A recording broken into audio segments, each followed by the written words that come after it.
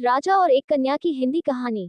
एक बार की बात है, एक राजा शिकार करने के लिए वन में गए। एक हिरन को देखकर उन्होंने अपने घोड़े को उसके पीछे दौड़ाया। हिरन की पीछा करते हुए उनके बाकी के साथी उनसे पीछे ही रह गए। राजा दूर एक ऐसे जंगल में पहुंचा गया जहां मीलों तक पानी नहीं था। राजा को प्यास ने बहुत ही ज्यादा व्याकुल कर दिया था।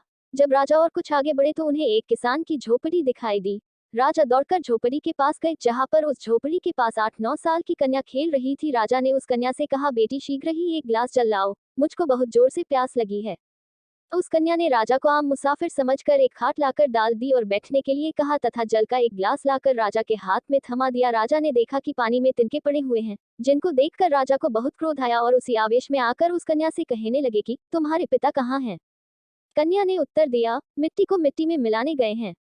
राजा को लड़की पर और ज्यादा क्रोध आया, परंतु प्यास लगी थी, जल पीना था, इसीलिए राजा ने क्रोध को दबाकर कहने लगे कि और साफ जल लाओ। वह कन्या जल लाने के लिए फिर से झोपड़ी के अंदर गई। इतने में ही उस लड़की का पिता भी वहां आ गया। उसने तुरंत राजा को पहचान लिया और उसने प्रणाम किया राजा को और कहने लगा कि हुजूर, आप एक गरीब की झोपड़ी में कैसे पधारे।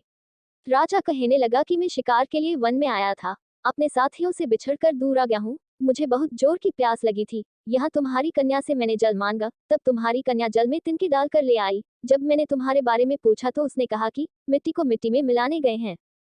कन्या के पिता कहने लगे, हुजूर, कन्या ने ठीक ही उत्तर दिया है। एक सज्जन के बच्चे की मौत हो गई थी, हम उसके शरीर को मिट्टी में दबाने गए थे। इतने में वो कन्या भी जल का ग्लास लेकर आ गई। किसान ने पूछा, बेटी, तुमने राजा को अच्छा जल क्यों नहीं दिया।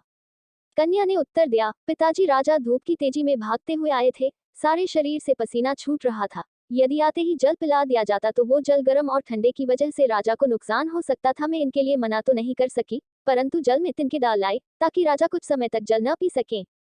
राजा कन्या की चतुरता को देखकर बहुत प्रसन्न हुए और अपने गले से बहुमूल्य हीरों का हार उस कन्या के गले में डाल दिए, उनको हमेशा हमेशा के लिए दरिद्रता के दुखों से छुड़ा दिए। जब यहाँ का राजा भी प्रसन्न होकर यहाँ के दुखों से हमें छुड़ा देता है, तो फिर परम पिता परमात्मा राजी हो जाए तो फिर किसकी समर्थ है जो हमको किसी प्रकार का कष्ट दे सके।